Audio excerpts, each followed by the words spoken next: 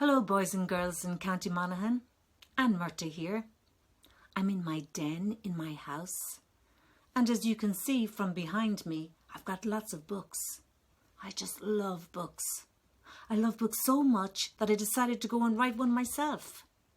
You see, I love storytelling and I love history, and I decided to blend the two of them together and write a novel called The Sound of Freedom. Some people have asked me, where did I get the idea for writing this novel? Well, to answer that, I have to go back to the year 2015. I used to be a teacher, and when it came to the celebrations of the 1916 Rising, because of my interest in history, I gave a summer course about the Easter Rising to teachers. However, one of the people in the class that year wasn't a primary teacher, but an artistic director of a theatre company called Barnstorm.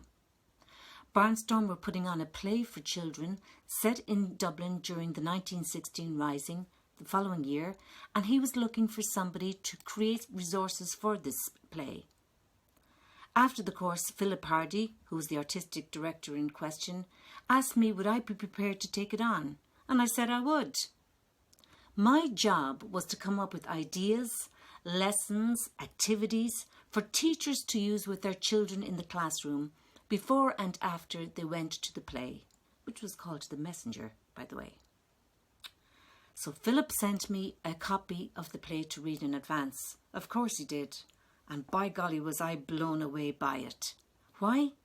Because so many things I was setting out to teach on the summer course were woven into the play.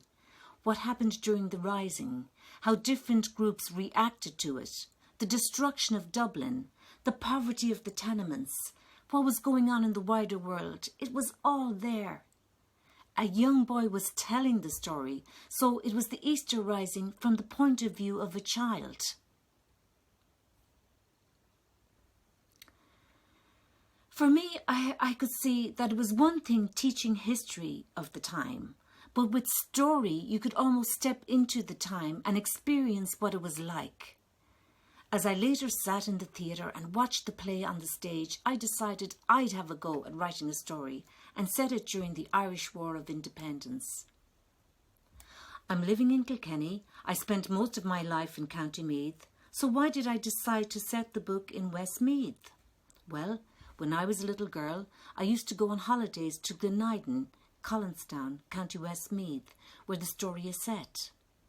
Boy, did I enjoy my time down there, away from my four brothers, and as I spent those holidays with my aunt and uncle, getting lots of attention and special care from them, because they had no children of their own.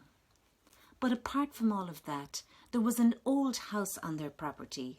It originally had belonged to my great-grandparents. And when I was a little girl staying down there on holidays, I used to make up stories about that old house. What happened in it?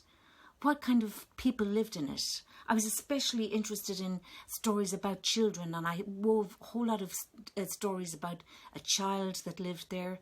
I was that child in most of the stories.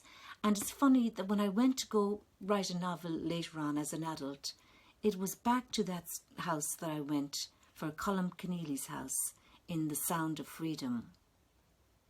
And speaking of Colm Keneally, I took a lot of care to choose first names and surnames when I was writing the book.